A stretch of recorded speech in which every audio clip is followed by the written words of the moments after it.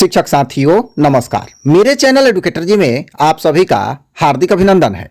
एक बहुत ही बड़ा अपडेट सामने निकल कर आ रहा है जिसमें सक्षमता परीक्षा को अप्रैल में लेने की बात सामने आ रही है, जो बिहार बोर्ड द्वारा टेस्ट मोड में लिया जाने वाला है।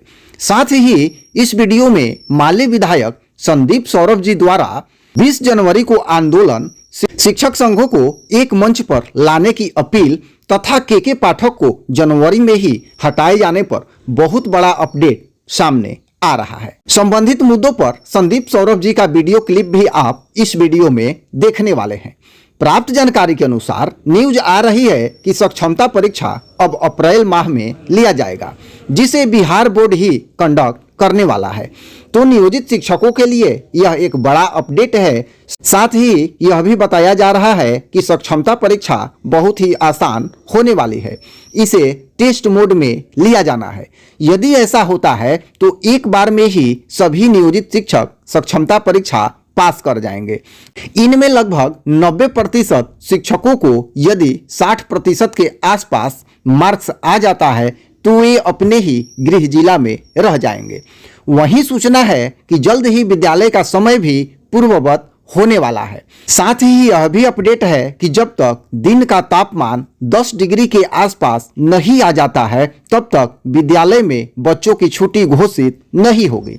अब आइए देखते हैं माले विधायक व शिक्षक नेता ने अपने वीडियो क्लिप में 20 जनवरी को हड़ताल के पाठक को जनवरी में ही हटने तथा सारे फरमान वापस लिए जाने, साथ ही सभी शिक्षक संघों को एक मंच पर लाने के लिए अपने अंदाज में इन्होंने क्या कुछ कहा। जब तक रहेंगे तब तक शिक्षा विभाग में इसी तरह के गलत, अलोकतांत्रिक और तानाशाही भरा रवैया अपनाया जाता रहेगा। स्कूलों के अंदर नियमों की अवहेलना करते हुए टीचर को टारगेट किया जा रहा है कि आपको 9 से 5 रहना पड़ेगा। टीचर्स को टारगेट करने वाले फैसले हैं, उन सब को वापस लिया जाए और इन पे कार्रवाई करते हुए इनको शिक्षा विभाग से हटाया जाए। कोशिश करेंगे कि के पाठक की विदाई जनवरी में हो जाए। नहीं, देखिए सही बात है कि बिहार में शिक्षा विभाग के जो अधिकारी हैं के पाठक, ये जब तक रहेंगे तब तक शिक्षा विभाग में इसी तरह के गलत, अलोकतांत्रिक और तानाशाही भरा रवैया अपनाया जाता रहेगा।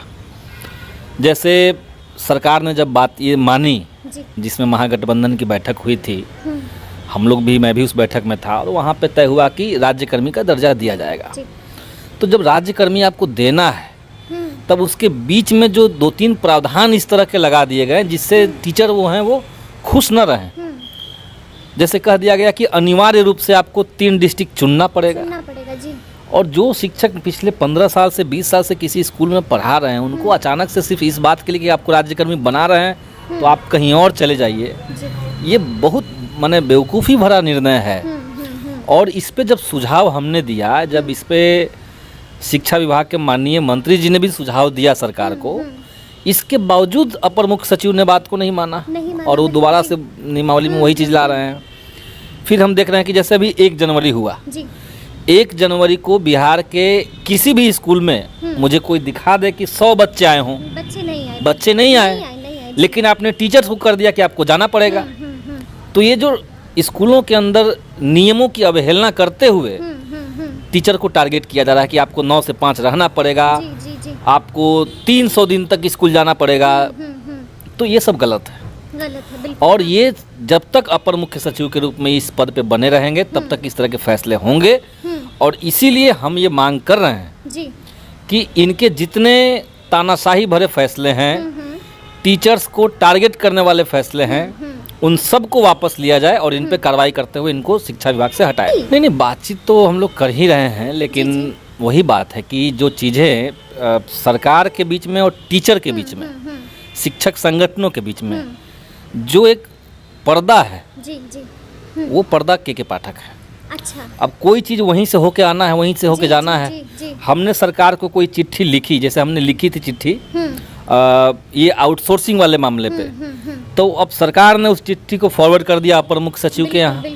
अब अपर मुख्य सचिव ने ही उस पॉलिसी को लाया है जिससे पूरे बिहार के अंदर शिक्षा विभाग के अंदर बड़े पैमाने पर धांधली हो रही है, पैसे का लेन देन हो रहा है। अब ये क्या फैसला उसमें लेंगे? तो इसलिए अभी तो बहुत सारा चीज़ चल रहा है, इंडिया गठबंधन को लेकर के बातें हो रही हैं, तमाम तरह के मीडिया में लोग भी, आप लोग भी कई तरह के कयास लगा रहे हैं। अब उन सब से मामला निकल करके आए तो हम लोग फ्रेश तरीके से लगेंगे और कोशिश करेंगे कि के पाठक की विदाई जनवरी में हो जाए। शिक्षा विभाग में जब तक ये रहेंगे जी तब तक न तो अभ्यर्थी चैन से रहेंगे, जी जी न तो जो शिक्षक हैं वो चैन से रहेंगे, और न ही शिक्षा विभाग के कोई अधिकारी चैन से रहेंगे। आप कई अधिकारियों से आप ऑफ द रिकॉर्ड वो लोग बता सकते हैं कि जी, किस जी। तरह का व्यवहार उनके साथ हो रहा है। हमने तो ये आह्वान किया है कि जी। कोई शिक्षक संगठन अकेले उतर के आंदोलन न करे। अभी एक शिक्षक संगठन का आंदोलन न हो, बल्कि सारे शिक्षक संगठन एक साथ आकर के, एक मंच पर आकर के, क्योंकि सबका मुद्दा एक है, जी जी जी और बैठ करके उसका बातचीत करके लोग तय कर लें, डेट तय कर लें, और उस हिसाब से पटना में आंदोलन करने की जरूरत पड़ेगी तो करेंगे, लेकिन उससे पहले एक बार सरकार को अल्टीमेटम दे दिया जाए।